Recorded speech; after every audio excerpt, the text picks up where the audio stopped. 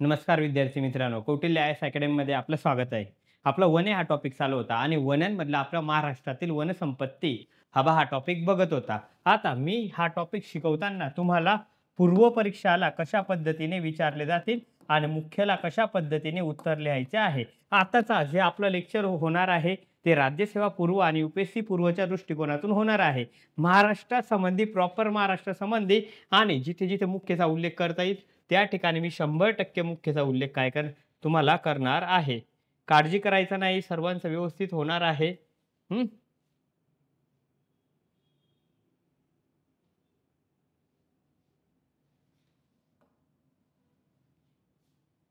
बघा, राष्ट्रीय उद्याने आणि अभयारण्य. मुलांना हा प्रश्न पडतो, की राष्ट्रीय उद्याने आणि अभयारण्य. काही-काही मुलं राष्ट्रीय उद्याने आणि अभयारण्य यांना सारखेच म्हणतात. परंतु भारताचे नॉर्म्स काय आहे?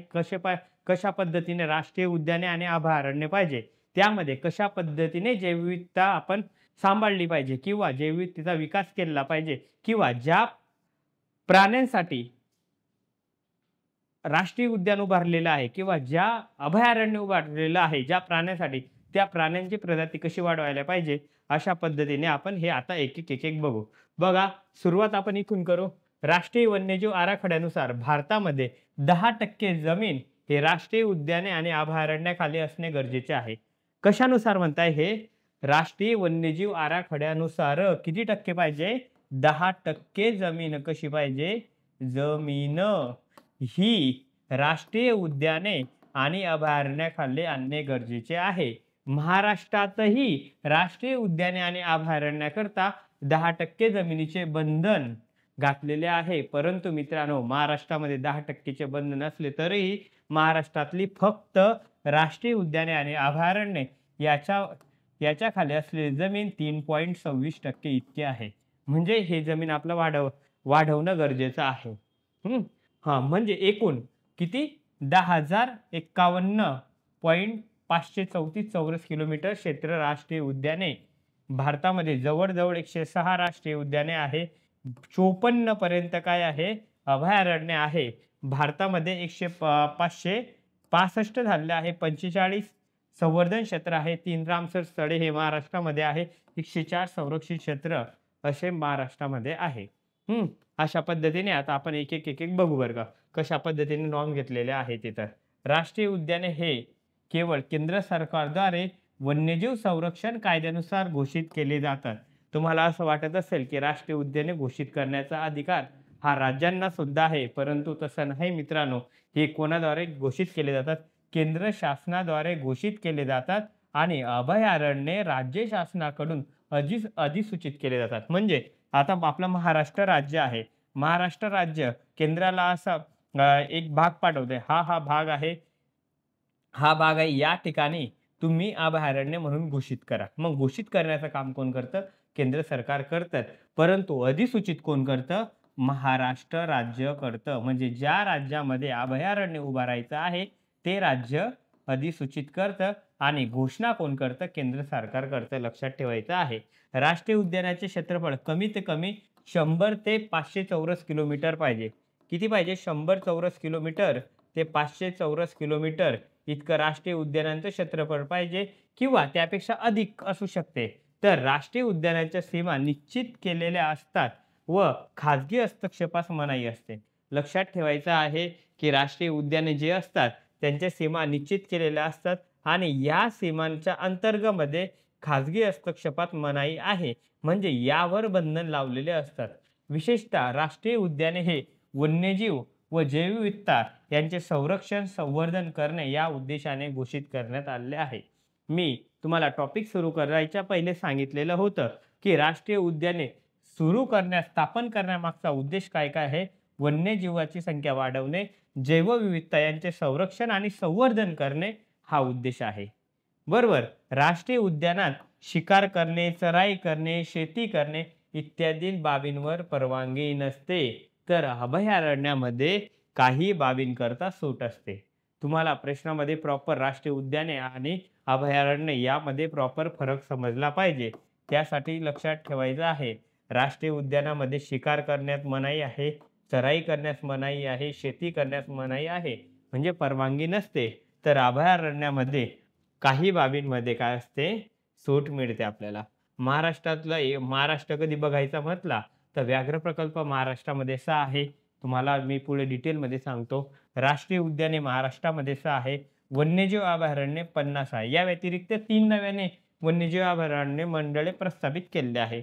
संवर्धन जे क्षेत्र आहे, हे 45 आहे. पाणथळ भूमी जे क्षेत्र आहे, रामसर क्षेत्र महाराष्ट्रामध्ये 3 आहे. ते पण आपण पुढे डिटेलमध्ये बघणार आहे. कोणकोणते 3 आहे.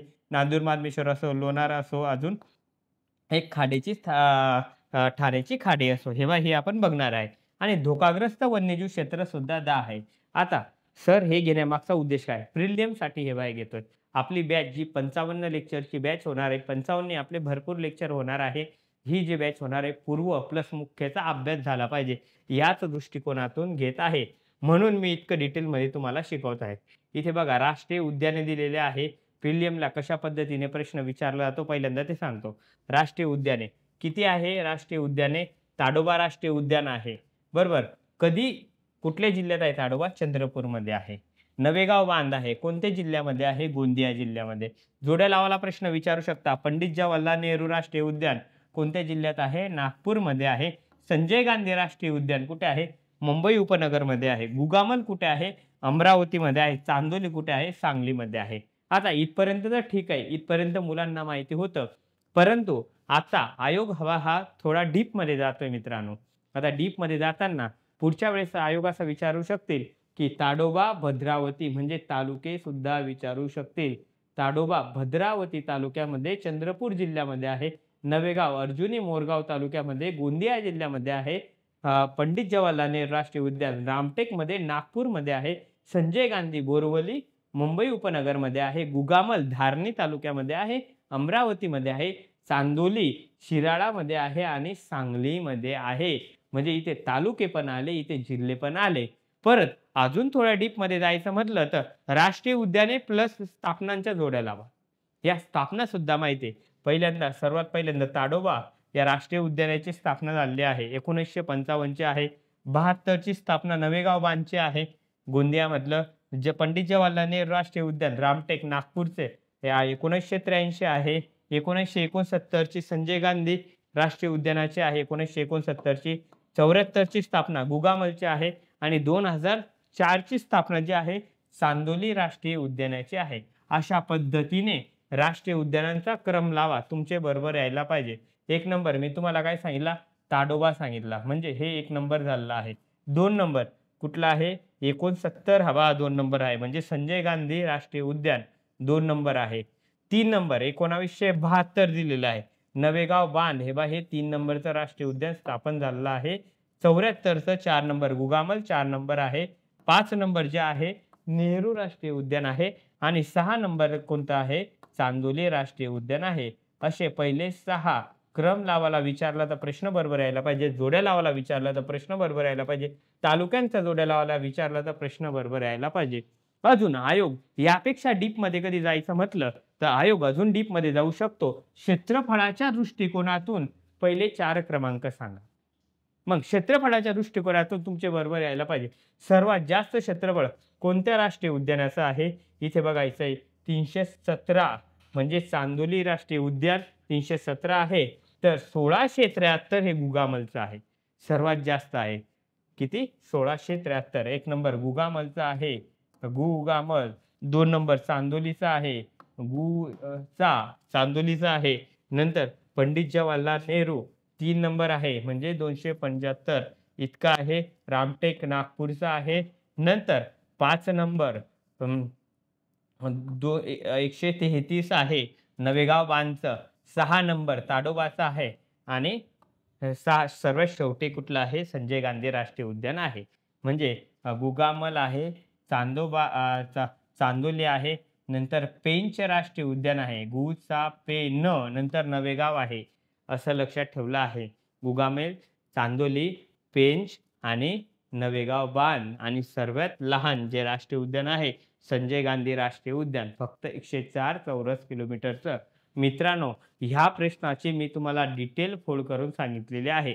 प्रिलियमला कुठच्याही पद्धतीने प्रश्न विचारला तालुक्यावर विचारो, जिल्ह्यांवर विचारो, स्थापनेवर विचारो किंवा क्षेत्रफळांवर विचारो, क्रम विचारो, जोड्या लावाला विचारो, खालीलपैकी योग्य विधान विचारो, तुमचा 100% प्रश्न बरोबर यायला पाहिजे. समजलं का प्रत्येकाला? समजलं असेल तर आपण पुढे जाऊ. असं वाटतंय मला समजलं असेल. बघा, धोकाग्रस्त वन्यजीव अधिवास क्षेत्र बघू आता. कोणकोणते तर धोकाग्रस्त कोणकोणते आहे? राज्यामध्ये 10 धोकाग्रस्त वन्यजीव क्षेत्र घोषित करण्यात आले असून धोकाग्रस्त वन्यजीव क्षेत्र घोषित करणारे महाराष्ट्र हे पहिले राज्य आहे. कारण या ठिकाणी धोका झालेला आहे. मयुरेश्वर सुपे अभयारण्य पुणेमधलं धोकाग्रस्त आहे. बोर अभयारण्य वर्धामध्ये आहे. नवेगाव बोर हे कुठे आहे? वर्धामध्ये आहे. विस्तारित बोर हे वर्धामध्ये आहे. नरनाळा, मुलांचं इथे IMP करून ठेवायचं आहे. मुलं इथे कन्फ्यूज होतात. नरनाळा अभयारण्य कुठे आहे? अकोल्यामध्ये आहे. लोणार हे बुलढाण्यामध्ये आहे. गुगामल राष्ट्रीय उद्यान सुद्धा धोकाग्रस्त आहे अमरावती मधलं. एड्सची रामलिंगम जे आहे हे उस्मानाबाद मधलं म्हणजे धाराशिव मधलं. नायगाव मयुरेश्वर अभयारण्य बीड मधलं हे पण धोकाग्रस्त आहे. आणि देऊळगाव रेवकुरी अभयारण्य हे अहमदनगरमध्ये आहे. हे सुद्धा धोकाग्रस्त आहे. मित्रांनो, महाराष्ट्र धोकाग्रस्त वन्यजीव अधिवास क्षेत्र घोषित करणारे पहिले राज्य ठरलेले आहे. तुम्हाला इथे जोड्या लावायला प्रश्न विचारला जाईल. तुमचा प्रश्न बरोबर यायला पाहिजे. बघा, आता जे अभयारण्य कोकण विभागामध्ये एकूण 7 अभयारण्य सर्वात जास्त. आता कोकणमध्ये रायगडमध्ये 2 आहे, पालघरमध्ये 2 आहे, रायगडमध्ये 3 आहे, पालघरमध्ये 2 आहे, सिंधुदुर्गमध्ये 1 आणि ठाणेमध्ये 1. अशा पद्धतीने आपले अभयारण्य बघा. तुंगारेश्वर पक्षी अभयारण्य पालघरमध्ये आहे. 2003 ला स्थापन झाले होते. वसई तालुक्यामध्ये आहे. आता मित्रांनो, क्षेत्रफळ हे विचारतील का? क्षेत्रफळ विचारणार नाही आणि स्थापना सुद्धा विचारणार नाही. कारण 1, 2, 5, 6 असते तर ठीक असतं. परंतु प्रत्येक विभागातले आपण बघणार आहोत. प्रत्येक विभागामधले अभयारण्य, त्यामुळे इतके लक्षात ठेवणे शक्य नाही. फक्त तुम्हाला तालुके आणि जिल्हा लक्षात राहू द्या. तुंगारेश्वर कशाचा अभयारण्य? पक्ष्यांसाठी आहे. वसई तालुक्यामध्ये आहे, पालघरमध्ये आहे. फणसाड अलिबागमध्ये आहे, रायगडमध्ये आहे.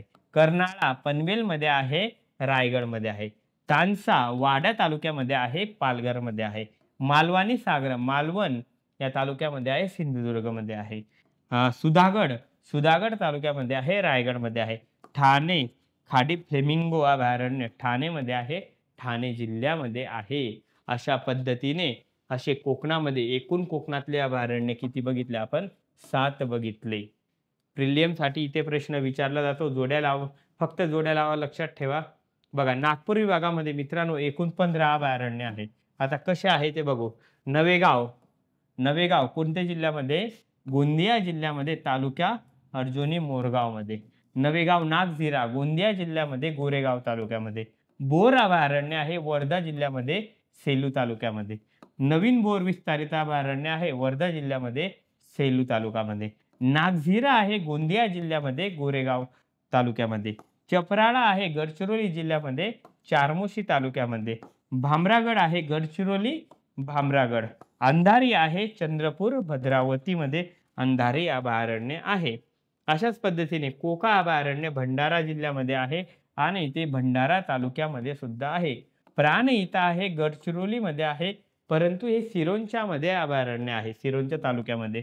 उमरेड कर्राडला हे नागपूर भंडाराच्या बाउंड्रीवर आहे, पवनी तालुक्यामध्ये आहे. मानसिंगदेव नागपूर जिल्ह्यामध्ये आहे. नवीन बोरा अभयारण्य वर्धा नागपूरमध्ये आहे, सेलू तालुक्यामध्ये आहे. गोटझरी अभयारण्य चंद्रपूर जिल्ह्यामध्ये आहे, नागभीड तालुक्यामध्ये आहे. आणि कान्हाळगाव अभयारण्य चंद्रपूर जिल्ह्यामध्ये आहे. बल्लारपूर गोंडपिंपरी या तालुक्यामध्ये आहे. मित्रांनो, असे 15 अभयारण्य हे विदर्भामध्ये किती अभयारण्य आहे? 15 अभयारण्य आहे. म्हणजे नागपूर विभागामध्ये 15 अभयारण्य. पुढे आता अमरावती जिल्ह्यामध्ये 11 अभयारण्य. म्हणजे 15 अधिक 11 सर्वात जास्त अभयारण्य कुठे आहे? विदर्भामध्ये आहे. एकूण 26 अभयारण्य आहे. जोड्या लावायला प्रश्न विचारला जाईल. 100% प्रश्न विचारला जातो प्रिलियमला. UPSC प्रिलियम असो किंवा राज्यसेवा प्रिलियम असो, याला विचारला जातो आणि खालच्या एक्झामला तर विचारतात. पैनगंगा कुठे आहे? यवतमाळ नांदेड जिल्ह्याच्या बाउंड्रीवर आणि किनवट तालुक्यामध्ये. काटेपूर्णा वाशिम जिल्ह्यामध्ये आहे. बावरा बुलढाण्यामध्ये आहे आणि संग्रामपूर तालुक्यामध्ये आहे. ज्ञानगंगा बुलढाणा जिल्ह्यामध्ये आहे आणि मोताळा या तालुक्यामध्ये आहे. लोणार आहे बुलढाणा जिल्ह्यामध्ये आहे. लोणार सरोवर इथे आहे म्हणजे लोणार तालुक्यामध्ये. वान आहे अमरावती अकोला ज्या बाउंड्रीवर आहे तेऱ्हाला या तालुक्यामध्ये. कारंजा सोहळ आहे म्हणजे काळवीटसाठी प्रसिद्ध आहे. अकोला आणि वाशिमच्या बाउंड्रीवर आहे आणि कारंजा या ठिकाणी हे आहे. एकूण अमरावती जिल्ह्यामध्ये 11 आहे. नरनाळा आहे अकोला जिल्ह्यामध्ये आहे आणि अकोट तालुक्यामध्ये आहे. मेळघाट आहे अमरावती जिल्ह्यामध्ये आहे. धारणे चिखलदरा या ठिकाणी हे आहे. टिपेश्वर आहे यवतमाळ आहे. केळापूर या ठिकाणी आहे आणि इसापूर आहे यवतमाळमध्ये आहे आणि दिग्रस या तालुक्यामध्ये तेव्हा इथे आढळतं. मित्रांनो, जोड्या लावायला खूप वेळा विचारलेलं आहे. टिपेश्वर विचारलंय, नरनाळा विचारलंय, मेळघाट विचारलंय, इसापूर विचारलेलं आहे. सर्वचे सर्व जे अभयारण्य आहे महाराष्ट्रातले ते विचारून झालेले आहे. तरीही आयोग आपल्याला परत परत विचारत असतो. त्यामुळे व्यवस्थित लक्षात ठेवायचं आहे. औरंगाबाद विभाग बघू आता पुढे. औरंगाबाद विभागामध्ये एकूण 5 अभयारण्य आहे. तुम्हाला येडशी रामलिंगम घाट हे माहिती असेल. उस्मानाबाद जिल्ह्यामध्ये म्हणजे धाराशिव जिल्ह्यामध्ये धाराशिव आणि तालुका पण कुठला आहे धाराशिव तालुक्यामध्ये येडशी रामलिंग घाट हे अभयारण्य आहे. नायगाव मयुरेश्वर अभयारण्य मोरांसाठी प्रसिद्ध आहे जे बीड जिल्ह्यामध्ये पाटोदा तालुक्यामध्ये आहे. नवीन महाडोका अभयारण्य आहे उस्मानाबाद सोलापूर जिल्ह्यामध्ये आहे. गौताळा ओट्रम घाट अभयारण्य आहे औरंगाबाद जिल्ह्यामध्ये आहे आणि कन्नड या तालुक्यामध्ये. मित्रांनो, एकदा आयोगाने राज्यसेवेच्याच पेपरला वाटतं हे विचारलं होतं. गौताळा ओट्रम घाट अभयारण्य आणि जळगावमध्ये आहे हा प्रश्न बरोबर दिला होता. ॲक्च्युली ते जळगावमध्ये नाही पण आयोगाने तरी सुद्धा तो रद्द केलेला नाही. परंतु लक्षात ठेवायचं आहे कन्नड तालुक्यामध्ये आहे आणि छत्रपती संभाजीनगर या जिल्ह्यामध्ये आहे गौताळा ओट्रम घाट अभयारण्य. जायकवाडी जे अभयारण्य आहे हे पैठण या ठिकाणी आहे आणि छत्रपती संभाजीनगर या जिल्ह्यामध्ये आहे. असे एकूण 5 अभयारण्य आढळतात औरंगाबाद विभागामध्ये.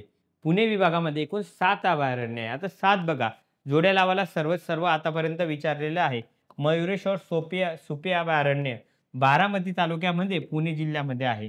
महाडो करमाळा तालुक्यामध्ये आहे आणि सोलापूर जिल्ह्यामध्ये आहे.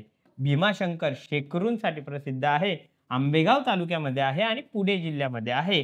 तर राधानगरी गव्यांसाठी प्रसिद्ध आहे. प्रश्न विचारला जातो तर राधानगरी या ठिकाणी आहे कोल्हापूर सिंधुदुर्गच्या बाउंड्रीवर आहे.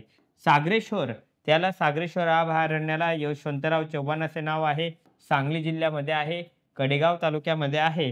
कोयना जे अभयारण्य आहे सातारा जिल्ह्यामध्ये आहे. पाटण या तालुक्यामध्ये आहे. ताम्हणी पुणे जिल्ह्यामध्ये आहे आणि मुळशी या तालुक्यामध्ये आहे. लक्षात ठेवायचं आहे. जोड्या लावायला प्रश्न विचारल्यावर 100% बरोबर यायला पाहिजे. नाशिक विभागातले एकूण 5 अभयारण्य आता बघू. आता आपण 5 आहे नाशिक विभागामध्ये. नांदूर मधमेश्वर अभयारण्य हे अभयारण्य पक्ष्यांसाठी प्रसिद्ध आहे. या अभयारण्याला महाराष्ट्राचे भरतपूर सुद्धा म्हटले जाते. नांदूर मधमेश्वरला मित्रांनो तुम्हाला अजून माहिती असेल की या अभयारण्यातलं रामसर यादीमध्ये सुद्धा समावेश केलेला आहे नाशिक जिल्ह्यामध्ये. परंतु ते कुठे येतात निफाड तालुक्यामध्ये येतात. अनेर अभयारण्य जे आहे हे धुळेमध्ये आहे. शिरपूर तालुक्यामध्ये अनेर आढळतं. लक्षात ठेवायचं आहे. विस्तारित लोणार अभयारण्य जळगाव जिल्ह्यामध्ये आहे. यावल तालुक्यामध्ये आहे.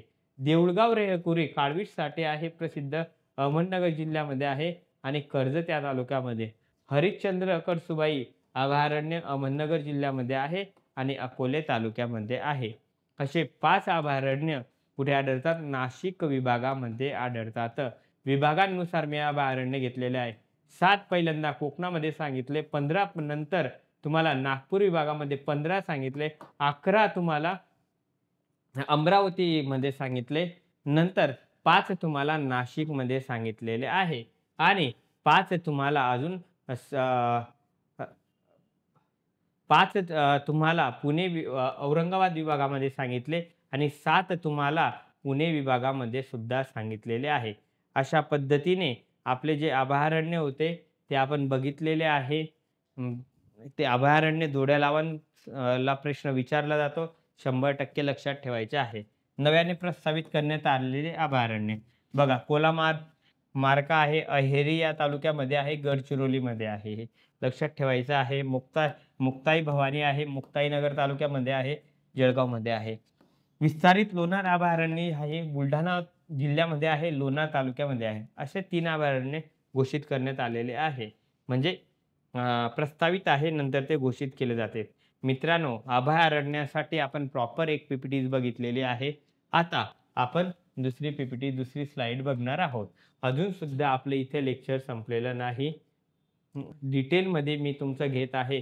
तुम्हाला प्रिलियमला प्रश्न 100% बरोबर यायला पाहिजे आणि मेन्सला सुद्धा 100% प्रश्न बरोबर यायला पाहिजे. जोड्या लावायला विचारल्यावर तुमचा 100% प्रश्न बरोबर यायलाच पाहिजे. बघा आता रामसर स्थळ आणि शासकीय योजना आपण बघू. यावर पण तुम्हाला प्रश्न विचारला जाईल. प्रश्न विचारल्यावर तुमचा बरोबर यायला पाहिजे. रामसर स्थळ शासकीय योजना सुरुवात करू आपण. पाणथळ भूमी संवर्धन रामसर स्थळ. आता हे कसे घोषित केले जाते ते बघू. पाणथळ भूमी म्हणजे ज्या ठिकाणी काय होतं पाणथळ भूमीचा अर्थ ज्या ठिकाणी जमिनीवर अथवा जमिनीच्या पृष्ठभागाजवळ वर्षभर अथवा वर्षातील बराच काळ पाणी असते त्यांना पाणथळ क्षेत्र किंवा पाणथळ भूमी म्हणून ओळखले जाते. भारतात अलीकडच्या आकडेवारीनुसार 75 ठिकाणांना आतापर्यंत सांगते बरं का रामसर करारानुसार रामसर स्थळ म्हणून भूमीचा दर्जा देण्यात आलेला आहे. लक्षात ठेवायचं आहे. ज्या ठिकाणी जमिनीवर अथवा जमिनीच्या पृष्ठभागावर वर्षभर किंवा वर्षातील बराच काळ पाणी असते, दलदलीचा भाग असतो, त्यांचा समावेश कुठे होतो? रामसर यादीमध्ये होतो.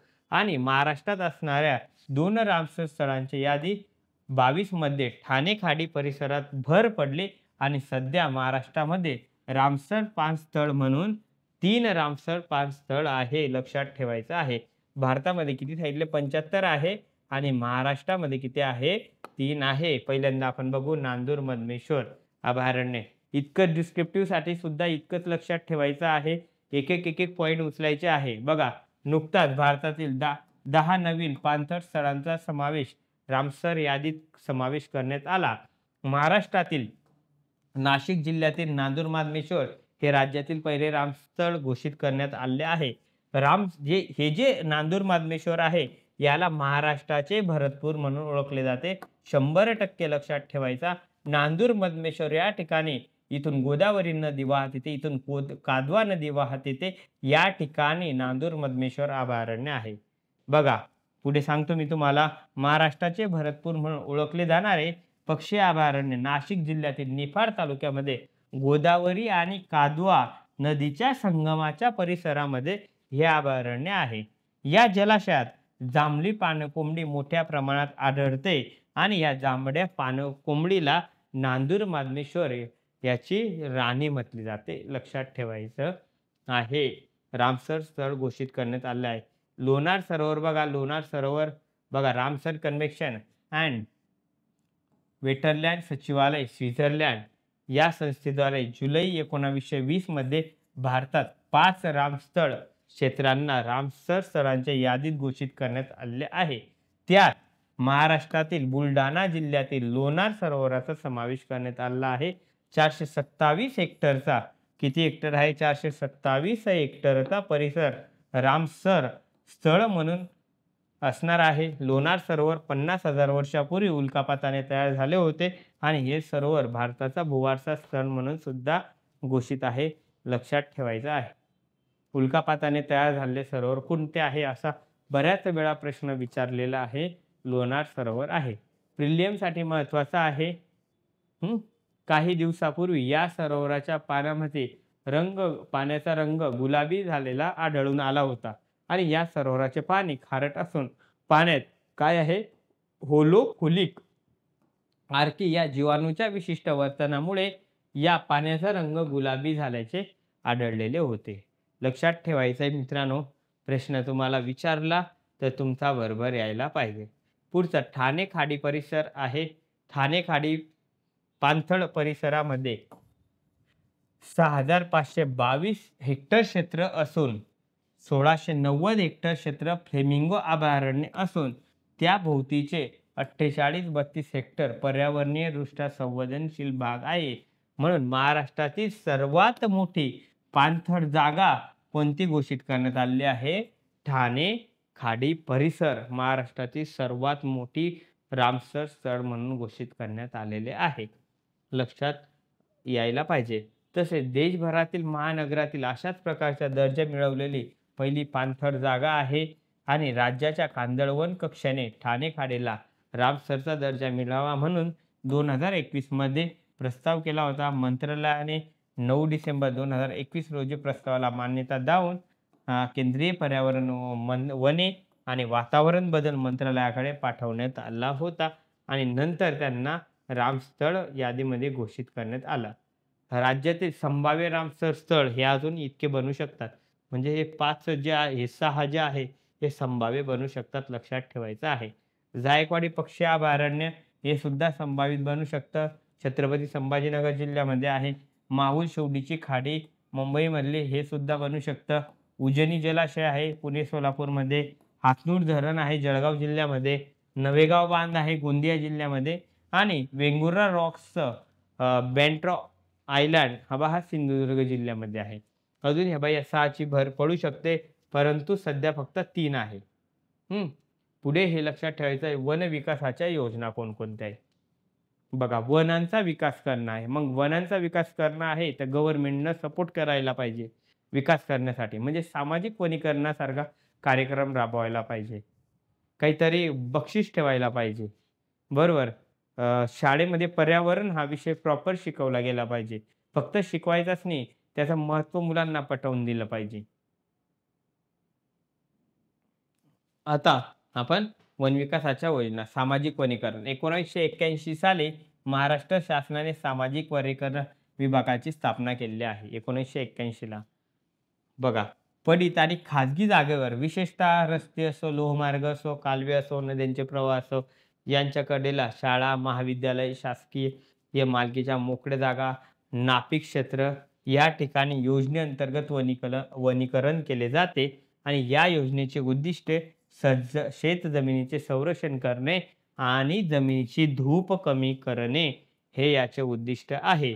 तसेच जनावरांना चारा उपलब्ध करून देणे आणि इंधन आणि इमारतीकरता करता वाढत असणाऱ्या लाकडाची मागणीची पूर्तता करणे.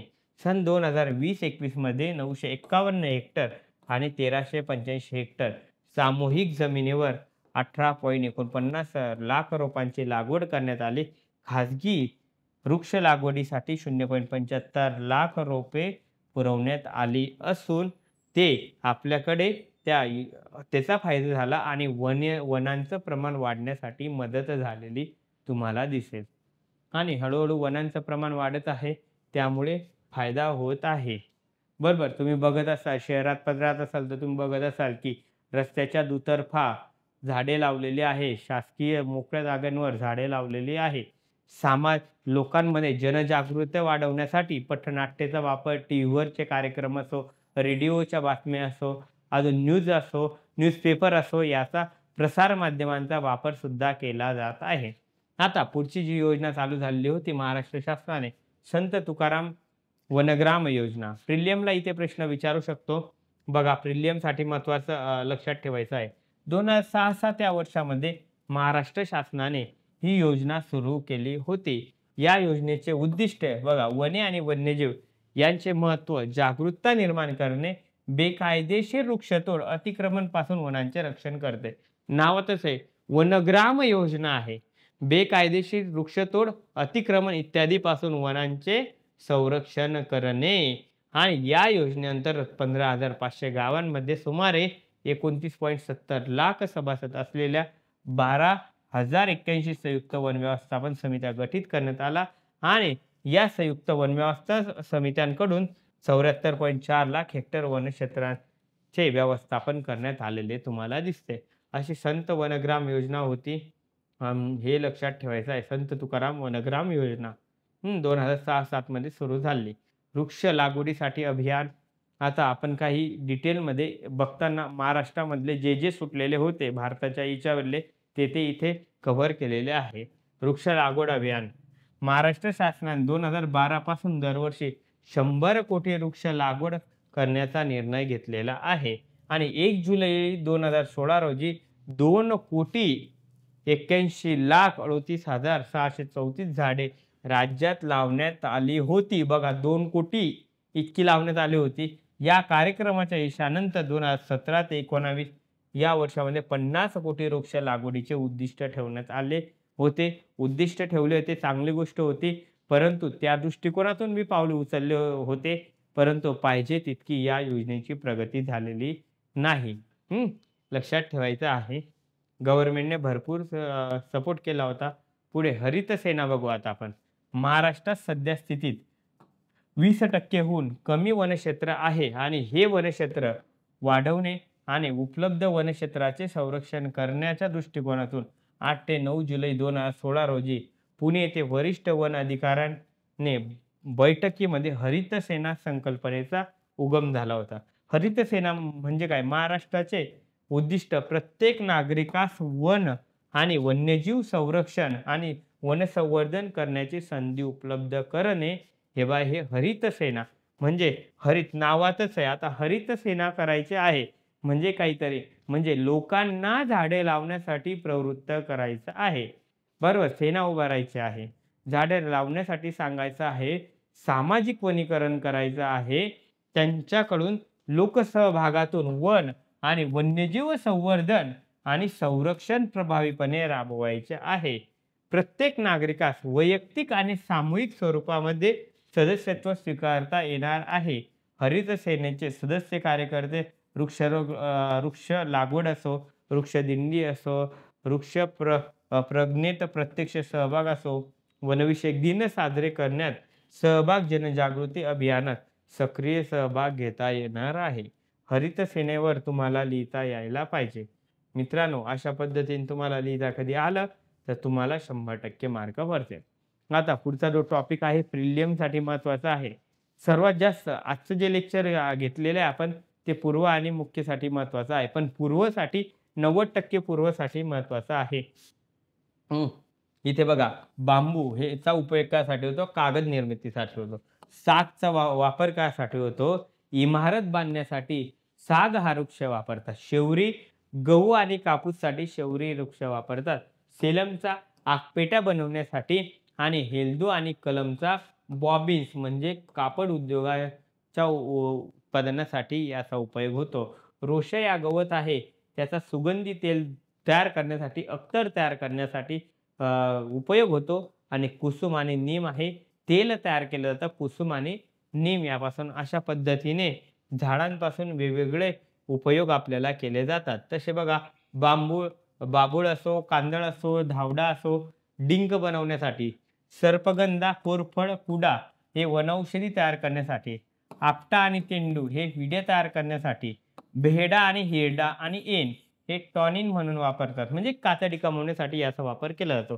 हिरड्याचा वापर रंग उद्योगामध्ये केला जातो आणि खैराचा वापर कात निर्मितीसाठी केला जातो. लक्षात ठेवायचे मित्रांनो, इथे प्रिलियमला क्वेश्चन विचारला जातो. आता हेरिटेज ट्री म्हणजे काय? त्याला वारसा वृक्ष म्हणतात. म्हणजे वारसा हेरिटेज ट्री म्हणजे त्याची कन्सेप्ट अशी आहे, एक झाड आहे त्याचं वय 50 वर्ष आहे किंवा 50 वर्षावरून अधिक आहे. मग हे वृक्ष कसा हेरिटेज ट्री म्हणून आहे म्हणजे याला तोडता येणार नाही. अशा पद्धतीने बघा महाराष्ट्र राज्य सरकारने महाराष्ट्र नागरी क्षेत्र वृक्ष संवर्धन आणि संरक्षण अधिनियमानुसार राज्याच्या नागरी भागात 50 वर्ष किंवा त्याहून अधिक वयाच्या वृक्षांना हेरिटेज ट्री किंवा वारसा वृक्ष असे संबोधून त्यांचे रक्षण आणि संवर्धन करण्याच्या उद्देशाने महत्त्वपूर्ण निर्णय घेतलेला आहे. अशा वृक्षांच्या प्रजाती वेळोवेळी अधिसूचित करण्यात येतील आणि अशा वृक्षांच्या संरक्षणासाठी आवश्यक कृती कार्यक्रम सुद्धा राबवला जाणार आहे. आवश्यक कृती कार्यक्रम राबवा म्हणजे कसं आहे की झाडे लावा झाडे जगवा हे सांगायचं आहे. बरोबर, अशा पद्धतीने तो राबवायचा आहे. भरपाई वृक्षारोपण तोडल्या जाणाऱ्या अशा वारसा वृक्षांच्या वयाच्या संख्येमध्ये नवीन झाडे लावले जातील. म्हणजे मित्रांनो, हे झाड लावताना हेरिटेज ट्री लावताना उदाहरणार्थ तुम्ही 50 वर्षाचं झाड तोडलं, ते 50 वर्षात झाड तोडलं असल्यामुळे तुम्हाला सजा अशी होईल की तुम्ही फक्त असे 50 झाडं लावायचे आहे. म्हणजे त्या वृक्षाचं जितकं वय आहे तितके झाडं तुम्हाला लावायचे आहे. भरपाई म्हणून वृक्षारोपण करायचे आहे आणि वृक्ष लावताना लोकांना असं वाटेल, की फक्त 1 फुटाचे 2 फुटाचे झाडे लावा. 1 फूट 2 फुटाचे झाडे लावायचे नाही. या झाडाचं फूट किमान 6 ते 8 फूट इतकं 6 ते 8 फूट इतके रोपाची उंची पाहिजे. असे झाडं लावायला पाहिजे. म्हणजे तेव्हा आपली भरपाई होईल आणि हे वृक्षारोपण त्या ज्या परिसरामध्ये तुम्ही ते झाड तोडलेलं आहे, जितक्या वर्षाचं झाड तोडलेलं आहे, त्याच परिसरामध्ये ज्या झाडाचं वय तितकं होतं तितके झाडे लावणे आणि 6 ते 8 फूट उंचीचे झाडे लावणे. तेव्हा या वृक्षाची भरपाई होईल. हेरिटेज ट्रीची कन्सेप्ट तुम्हाला समजली का? आपण महाराष्ट्राचा भूगोल बघत आहोत. महाराष्ट्राचे वने बघत आहे. बघा इथे पण मी तुम्हाला तेच दिलेलं आहे. वृक्ष लागवड करताना किमान 6 ते 8 उंचीची रोपे लावण्यात यावी. बरोबर. याच परिसरात लावली जावी असे सांगितलंय. अजून तुमच्याकडे जागा उपलब्ध नाही. काही-काही लोकांनी झाड तोडलं आणि म्हणतील, "आम्ही कसे लावू? आमच्याकडे जागाच उपलब्ध नाही." मग जागा उपलब्ध नसेल तर सार्वजनिक जमिनीवर जागा उपलब्ध करून देते सरकार, की तुम्ही या ठिकाणी असे-असे झाडे लावा. मग ही जागा कुठे उपलब्ध होईल?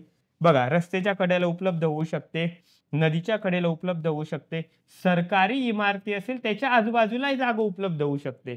जिथे गव्हर्नमेंट सांगेल तिथे आपल्याला झाडे लावावे लागतील आणि ह्या हेरिटेज ट्रीची भरपाई भरून काढावी लागेल.